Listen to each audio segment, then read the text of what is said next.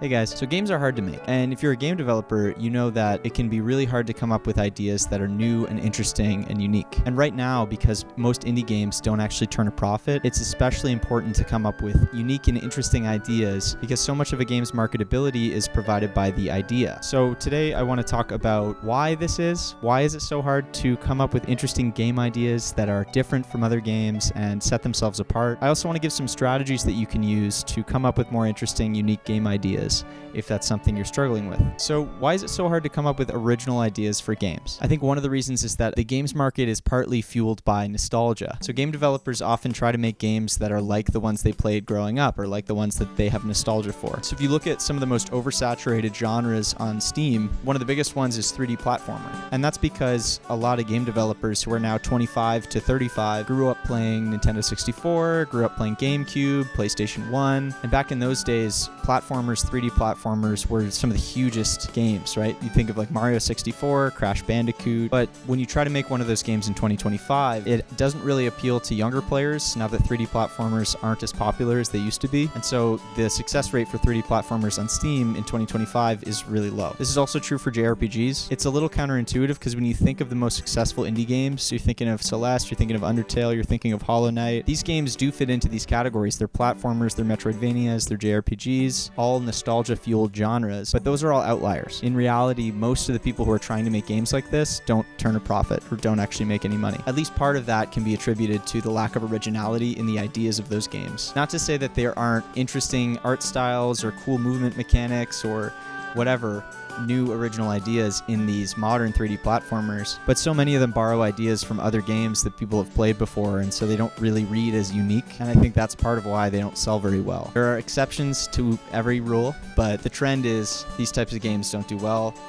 and it's because of oversaturation. This focus on older games and trying to harness nostalgia tends to produce a lot of the same ideas, and that's because of something called parallel thinking. Parallel thinking is the idea that two separate artists could make the same thing without ever interacting or seeing each other's work because that thing is maybe a natural extension of something else. So that idea may be creative, unique, and new, but it is a natural next step from something else that's popular. So recently, Game Maker's Toolkit made a video about his game Word-like, which is a roguelike deck builder with Scrabble tiles where you make words. And in the video he made about the game's development, he talks about how at some point during the game's development, he saw another person making the exact same idea. And that's not because he copied off that person or that person copied off him. It's just that they both naturally had the same idea, which is, what if we made Balatro but for Scrabble? You know, this is an example of parallel thinking. Two people separately coming up with the same idea. It's not a copying situation. You know, the games market in particular, just because it's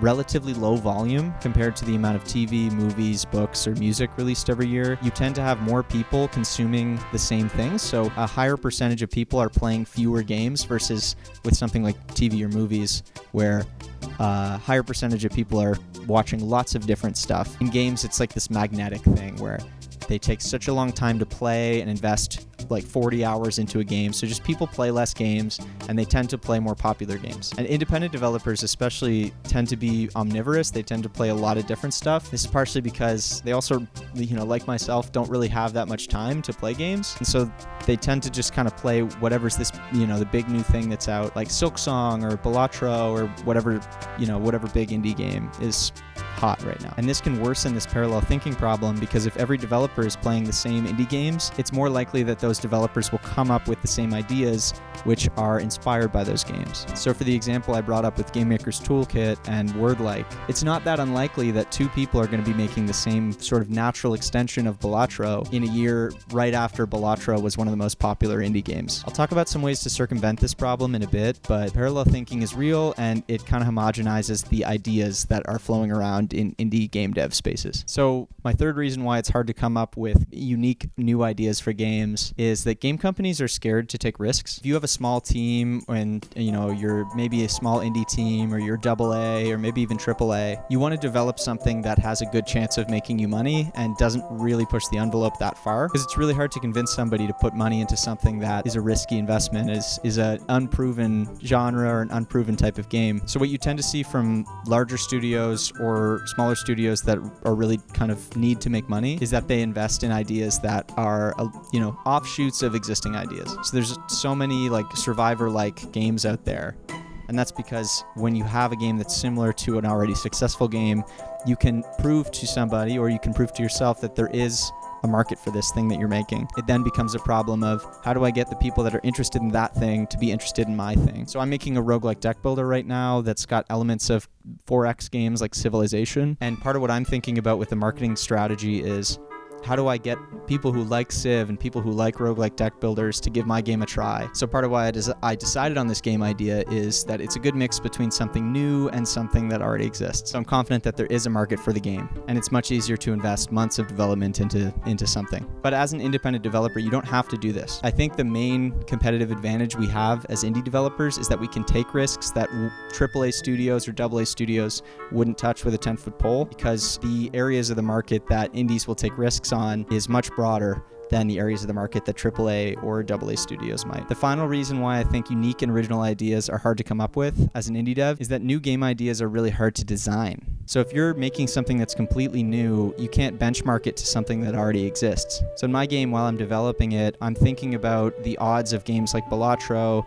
the kind of design of Slay the Spire and Civilization, which are kind of the main influences. And I'm able to sort of get a sense of what the game's feel should be like and what the balance should be like based on what makes those games so great. And while this is a natural part of game development, it can be really difficult if nobody has made a game like the one you're making right now. There's a really interesting game by Mac DeMarco, like the musician Mac DeMarco, called Shave Me, that I talked about in this video. Like, the game is about taking a razor and putting shaving cream on this guy and like shaving him. But ideas like that, because they haven't really been done before, are difficult to turn into longer experiences that are worth putting months of development into, because you have to come up with new and interesting ways to make the game continuously engaging, to switch it up, and to provide some kind of like long-term value to players. So it takes a lot of creativity to turn unique and interesting ideas into fully fleshed out experiences. So those are the big four reasons I think that ideas are kind of difficult to come up with. There's like a nostalgia factor. I think a lot of developers are trying to make games that they used to play as a kid. There's a lot of parallel thinking because indie devs tend to be inspired by the same small set of games. It's hard to make an investment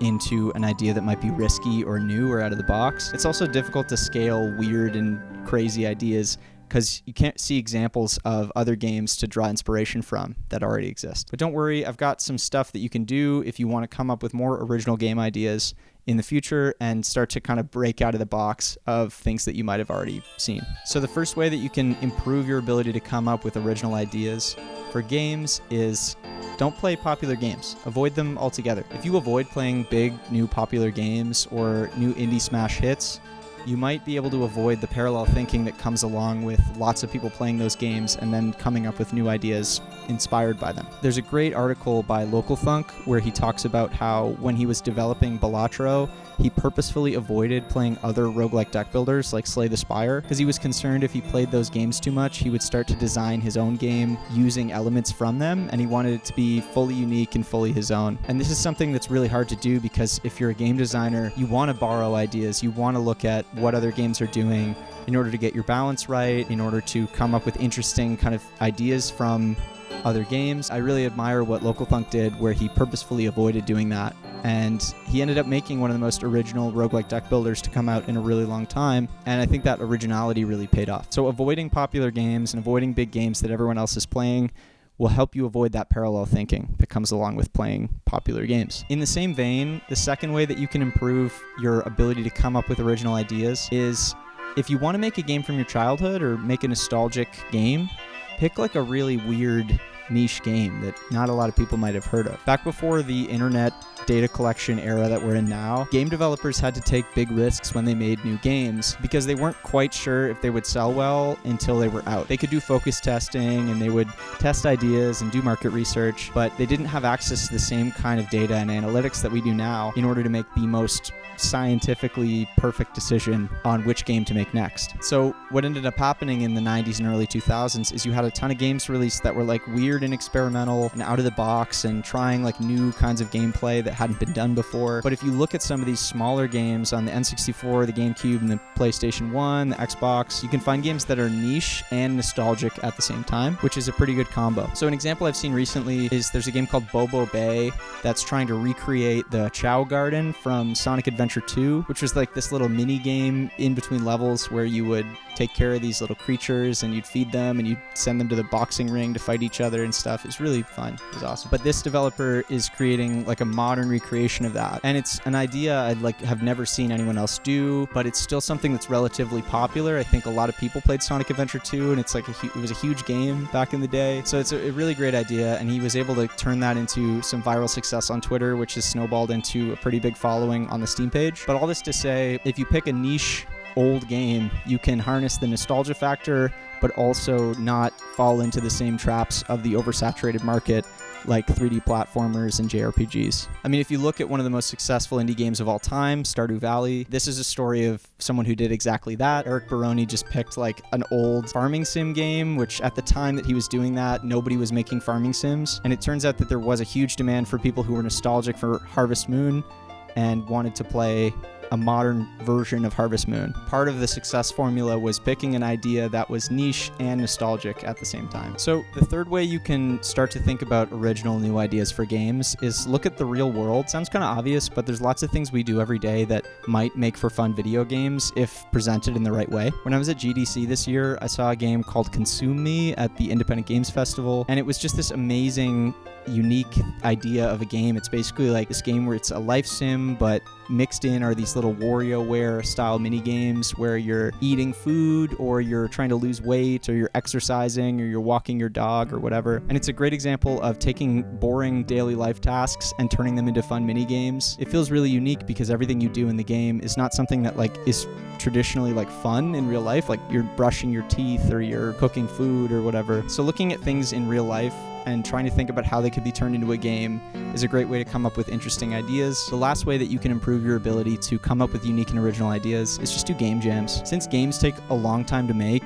there's a lot of developers who fall out of the rhythm of making small games regularly, and they get focused on making, these huge games or these huge kind of year-long projects. But in the same way that like artists should sketch, musicians should jam, and actors should improvise, I think game developers should do game jams because it makes you better at coming up with new ideas quickly and fleshing them out to a full experience. And if you're not in the habit of coming up with interesting game ideas regularly, you're just going to be engaging in this kind of parallel thinking and coming up with the same ideas that everyone else is also coming up with. It's sad, but the vast majority of developers on Steam only release one game, and so getting into the habit of making games regularly is less common than it should be. If you get out there and make small games frequently, you're going to come up with more original ideas, and you're also going to find derivative copycat ideas a lot less interesting because you're in the habit of coming up with original and new stuff, and that's going to be a lot more interesting to you than making games that have been made before. Let me know what you think about this topic. Are there any games that you've seen recently that were really unique and really creative and should get more love? Leave them down in the comments below. And if you're interested in checking out my game, it's called Terra Factoria on Steam. It's a roguelike deck builder, and it's got elements from games like Civilization. So I'd really appreciate it if you went over to the Steam page and gave it a wish list, or if you checked out my Discord server with the link in the description. All right, that's it. Thanks, guys. See ya.